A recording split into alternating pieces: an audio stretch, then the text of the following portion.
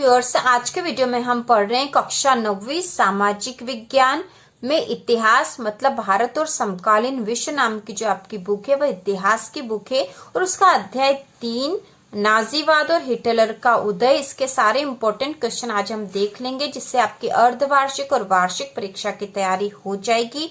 और इसके आगे के अध्याय के भी महत्वपूर्ण प्रश्न चैनल पर उपलब्ध है और कक्षा 9वीं के सारे विषय के इंपॉर्टेंट क्वेश्चन के साथ ही अर्धवार्षिक परीक्षा की भी पूरी तैयारी चल रही है। तो यदि आपने चैनल को सब्सक्राइब और इसके नोटिफिकेशन को ऑन नहीं करा तो कर लीजिए, जिससे कि आपको सारे क्वेश्चन आंसर और सारी तैयारी आपकी पूरी हो जाए। तो शुरू करते हैं। अध्याय 3 का प्रश्न नंबर पहला है, मित्र राष्ट्रों में शामिल देशों के नाम लिखिए।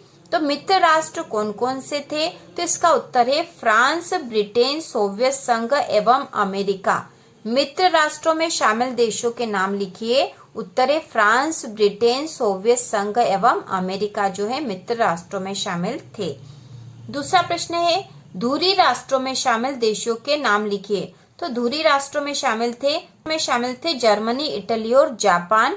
ये धुरी राष्ट्र थे और मित्र राष्ट्र थे फ्रांस, ब्रिटेन, सोवियत संघ एवं अमेरिका।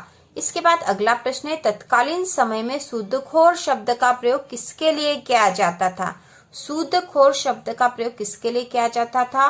तो इसका उत्तर है सूदखोर बहुत ज्यादा ब्याज वसूल करने वाले महाजन के लिए प्रयोग किया जाता था। सूदखोर बहुत ज्यादा ब्याज वसूल करने वाले महाजन के लिए शब्द प्रयोग किया जाता था। बाद अगला प्रश्न है, नाजीवादी विचारधारा क्या थी, समझाइए। इसका उत्तर है नाजीवाद यह जर्मन तानाशाह एडोल्फ हिटलर की विचारधारा थी। नाजीवादी जो विचारधारा थी यह जर्मन तानाशाह एडोल्फ हिटलर की विचारधारा थी।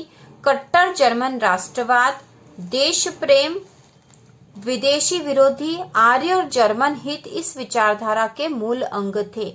इस विचारधारा के मूल अंग क्या थे? कट्टर जर्मन राष्ट्रवाद, देश प्रेम, विदेशी विरोधी, आर्य और जर्मन हित इस विचारधारा के मूल अंग थे। नाजीवादी विचारधारा मार्क्सवाद, लोकतंत्र, औद्योगिकरण आदि का पूरी तरह विरोध करती थी। नाजीवादी विचारधारा मार्क्सवाद, लोकतंत्र, औद्योगिकरण आदि का पूरी तरह विरोध करती थी।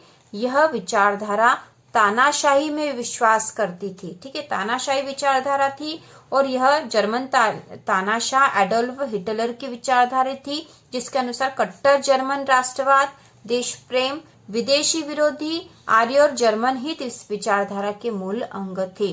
और यह विचारधारा मार्क्सवाद और लोकतंत्र, औद्योगिकरण आदि का पूरी तरह विरोध करती थी। इसके बाद इस इकाई में से दीर्घोत्तरीय प्रश्न भी आने की संभावना है। तो इसमें से जो महत्वपूर्ण प्रश्न है वह हम करेंगे। तो वह है, न्यूरेमबर्ग नागरिकता अधिकार सितंबर 1935 क्या था, समझाइए। न्यूरेमबर्ग नागरिकता अधिकार क्या था? तो यह हमें समझाना है। तो इसका उत्तर है न्यूरेमबर्ग नागरिकता अधिकार सितंबर 1935 के अनुसार पहला है, जर्मन या उससे संबंधित रक्त वाले व्यक्ति ही जर्मन नागरिक होंगे। ठीक है, न्यूरेमबर्ग नागरिकता अधिकार जो कि सितंबर 1935 में बना था, उसके अनुसार जो नियम थे वह है, सबसे पहला है कि जर्मन या उससे संबंधित रक्त वाले व्यक्ति ही जर्मन नागरिक होंगे और उन्हें जर्मन साम्राज्य का संरक्षण मिलेगा। केवल उन्हीं लोगों को जर्मन साम्राज्य का संरक्षण मिलेगा जो जर्मन होंगे या उससे रक्त संबंध रखने वाले होंगे। दूसरा, यहूदियों और जर्मनों के बीच विवाह पर पाबंदी। यहूदियों और जर्मनों के बीच विवाह पर पाबंदी। तीसरा, यहूदियों और जर्मनों के बीच विवाहेतर संबंधों को अपराध घोषित कर दिया गया। चौथा, यहूदियों द्वारा राष्ट्रीय ध्वज फहराने पर पाबंदी लगा दी गई। तो यह न्यूरेमबर्ग नागरिकता अधिकार यह था। इसके अनुसार ये 4 नियम हमें याद करने। पहला है कि जर्मन या उससे संबंधित रक्त वाले व्यक्ति जर्मन नागरिक होंगे और उन्हें जर्मन साम्राज्य का संरक्षण मिलेगा। दूसरा, यहूदियों और जर्मनों के बीच विवाह पर पाबंदी। तीसरा, यहूदियों और जर्मनों के बीच विवाहेतर संबंधों को अपराध घोषित कर दिया गया और यहूदियों द्वारा राष्ट्रीय ध्वज फहराने पर पाबंदी लगा दी गई। तो यह था न्यूरेमबर्ग नागरिकता अधिकार नियम, यह थे। इसके बाद हम अगला प्रश्न देखते हैं। जो अगला इम्पोर्टेंट क्वेश्चन है वह है, वाइमर गणराज्य के सामने क्या समस्या थी? वाइमर गणराज्य के सामने क्या समस्या थी?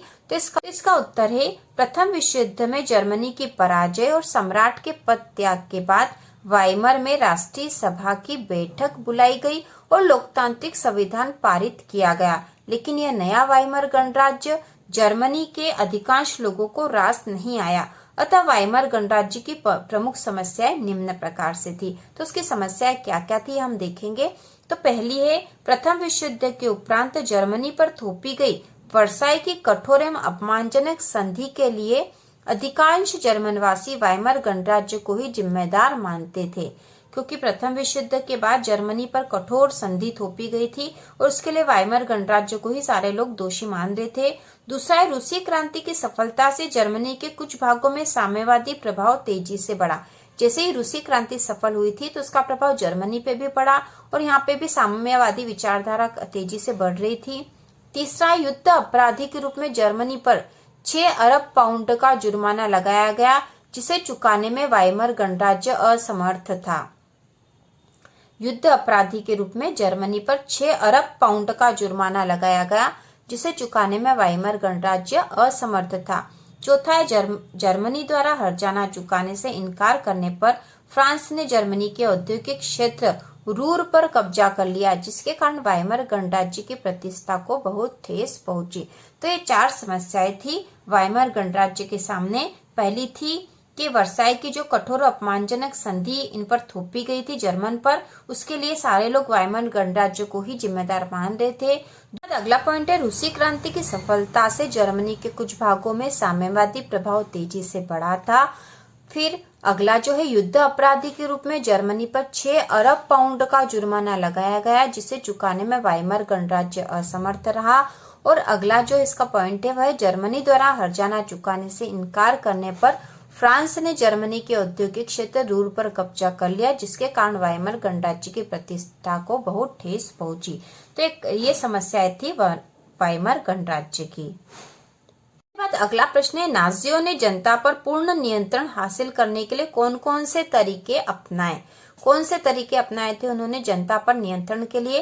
तो इसका उत्तर है, सन 1933 में जर्मनी का चांसलर बनने के बाद हिटलर ने राज्य एवं जनता पर नाजियों के माध्यम से पूर्ण नियंत्रण हासिल करने के लिए निम्नलिखित तरीके अपनाए।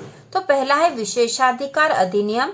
मार्च 1933 द्वारा संसद के समस्त अधिकार हिटलर को देकर राज्य में तानाशाही स्थापित कर दी गई। तो सबसे पहला तो एक राज्य में तानाशाही स्थापित कर दी गई थी हिटलर की।